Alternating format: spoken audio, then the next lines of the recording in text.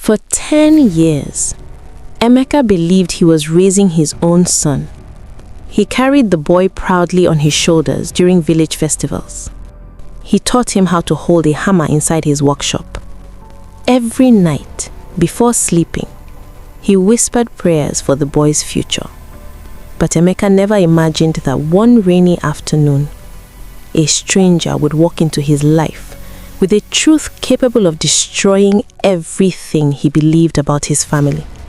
And when that truth finally surfaced, Emeka would face a painful question. What truly makes a father? Blood or love? In the peaceful university town of Nsukka, surrounded by red earth roads and tall palm trees, lived a hard-working carpenter named Emeka Okafor. Emeka was respected across the town. His furniture workshop stood beside a busy roadside, filled with the comforting scent of polished wood and the rhythmic sounds of chisels striking timber. Students, lecturers, and local families all trusted him to craft their chairs, wardrobes, and beds. He was known as a man of honesty and discipline. But despite his success, Emeka lived a quiet and lonely life. Each evening, after closing his workshop, he walked home to a small compound where silence greeted him like an unwanted guest. He often sat outside under the evening sky, watching neighbors play with their children. Deep inside his heart, Emeka longed for a family. He wanted laughter in his home.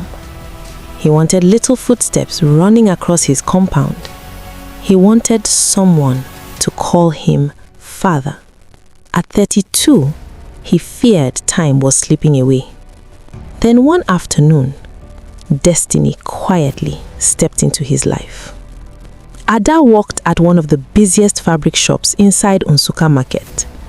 She was known for her calm nature and polite voice. Customers often preferred buying from her because she treated everyone with patience and respect. The first day Emeka met her, he had come to repair a broken wooden display stand in her shop. Ada greeted him warmly. "Good afternoon, sir. Thank you for coming." She offered him cold water. Her smile was simple but unforgettable. As Emeka walked, they spoke casually. Their conversation flowed easily, like two people reconnecting after years apart. From that day, Emeka began visiting the shop more often. Sometimes pretending he had work nearby. Ada noticed, but never complained. Friendship slowly grew into love. Beat. Emeka admired her humility. Ada admired his kindness and stability. After months of courtship, Emeka proposed marriage. Ada said yes. But inside her heart, she carried a secret that terrified her. Before Emeka entered her life, Ada had been deeply involved with a wealthy businessman named Chinedu. Chinedu was charming, confident, and generous. He promised Ada marriage and a comfortable future. Ada trusted him completely. But their relationship was built on fragile promises. When Ada discovered she was pregnant, excitement filled her heart. She believed the news would strengthen their relationship. Instead, everything collapsed. Chinedu became distant. His calls reduced, his visits stopped. One morning, his phone number became unreachable. Within weeks, he disappeared entirely. Ada searched for him desperately, but found nothing. His rented apartment stood empty. His friends claimed they had no contact with him. Ada faced pregnancy alone. Fear and shame consumed her. She worried society would judge her harshly. She feared no responsible man would marry a pregnant woman abandoned by her lover. Then, Emeka came into her life, offering love, stability, and respect. Ada felt she had finally found salvation. But instead of trusting him with her truth, she buried her secret. After months of courtship, Emeka proposed marriage. Their wedding was simple but joyful. Family members danced to traditional music. Women sang marriage songs, spraying money on the couple as laughter filled the air. Emeka's happiness radiated across his face. For him, this was the beginning of everything he had ever prayed for. Ada smiled, but her heart trembled with guilt. 6 months after their wedding, Ada gave birth to a baby boy. Inside the hospital ward, Emeka held the newborn child carefully. Tears rolled freely down his cheeks. "My son," he whispered proudly. From that moment, Emeka devoted his entire life to fatherhood. Emeka worked harder than ever. He expanded his workshop and hired apprentices. He accepted contracts from nearby towns, often traveling long distances to secure financial stability for his family. Every sacrifice he made for Daniel. He celebrated Daniel's first smile like a national holiday. When Daniel took his first steps, Emeka recorded it and replayed the video repeatedly, showing customers proudly. Every morning, he walked Daniel to school, holding his tiny hand tightly. "Study hard," Emeka would say daily. "You will become greater than me." Daniel adored his father completely. He followed Emeka everywhere, especially to the workshop. He loved watching his father transform ordinary wood into beautiful furniture. Sometimes, Emeka allowed him to hold small tools under careful supervision. "You must learn patience," Emeka would say. "Great things take time."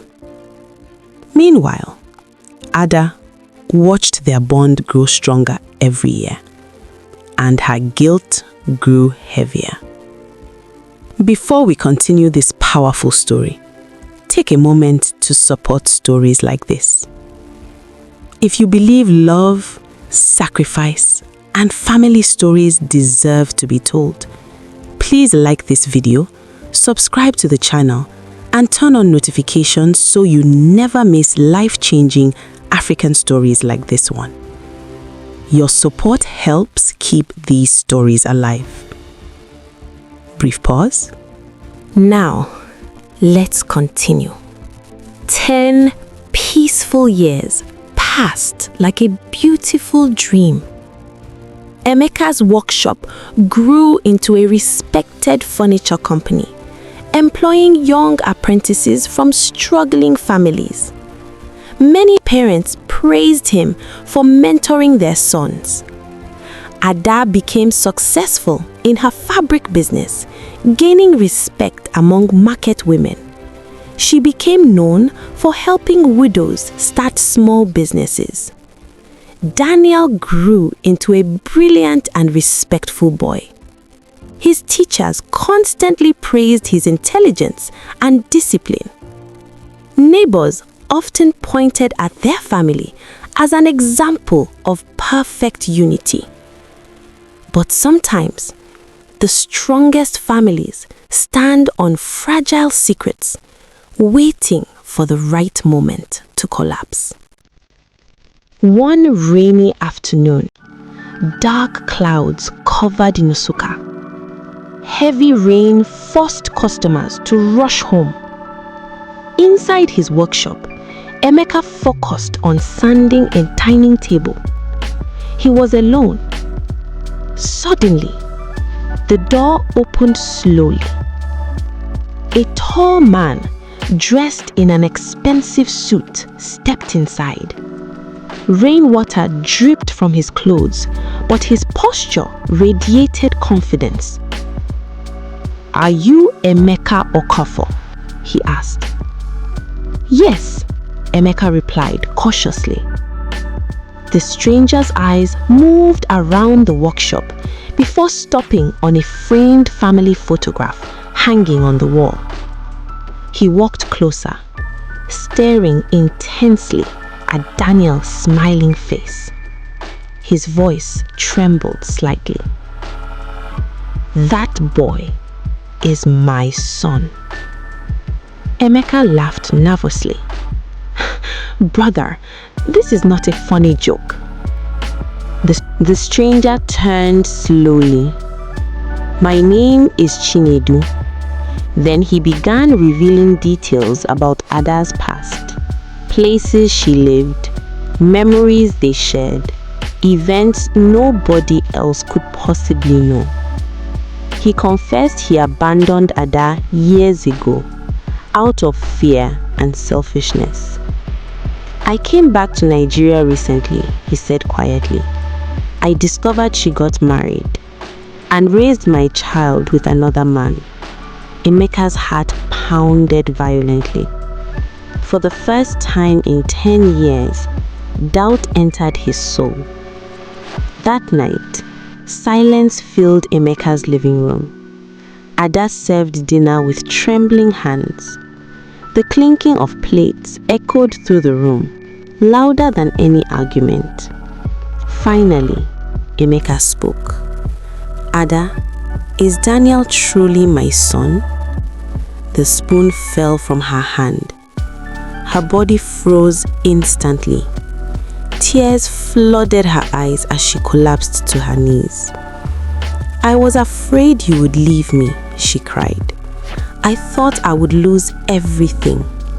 She confessed everything. The pregnancy, Chinedu's disappearance, her fear, and her desperate decision to hide the truth. Every word pierced Emeka's heart.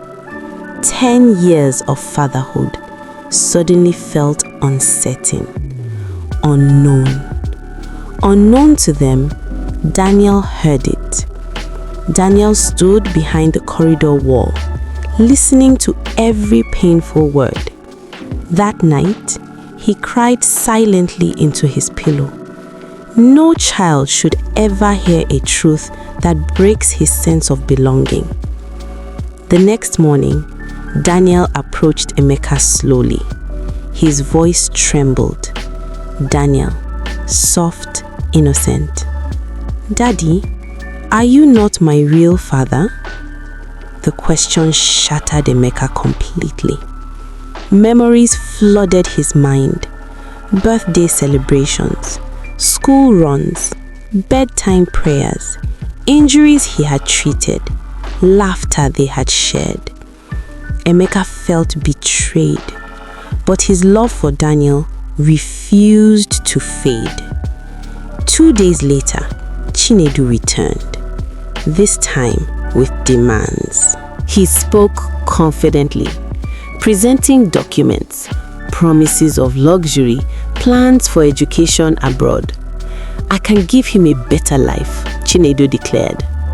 Emeka listened, silently. Then he stood up slowly. "You may share his blood," Emeka said calmly, "but I shared his childhood." His voice grew stronger. "I carried him when he was sick. I taught him how to pray. I watched him grow into the boy standing before you." He turned toward Daniel and embraced him tightly. "No truth can erase 10 years of love." Daniel burst into tears, hugging him back with all his strength. Chinedu stood speechless, finally realizing fatherhood was more than biology. After weeks of emotional tension, Chinedu eventually withdrew his legal demands. He accepted that Daniel already had a father, the man who raised him with sacrifice and unconditional love. Chinedu requested occasional visitation rights, hoping to build a respectful but distant relationship. Emeka agreed, placing Daniel's emotional stability above pride. Ada worked tirelessly to rebuild trust within her marriage. Forgiveness came slowly, but Emeka chose healing over bitterness. Their family was forever changed, but love rebuilt what truth had broken. Life sometimes places people in impossible situations. Some fathers create life, but others create identity, protection, guidance, and unconditional love. And sometimes the strongest families are not connected by blood. They are connected by hearts that refuse to give up on each other. If this story touched your heart, share it with someone who believes love is stronger than blood. Don't forget to like, subscribe, and turn on notifications for more emotional African life stories that inspire, teach, and transform lives. Because every story you watch helps keep these powerful voices alive.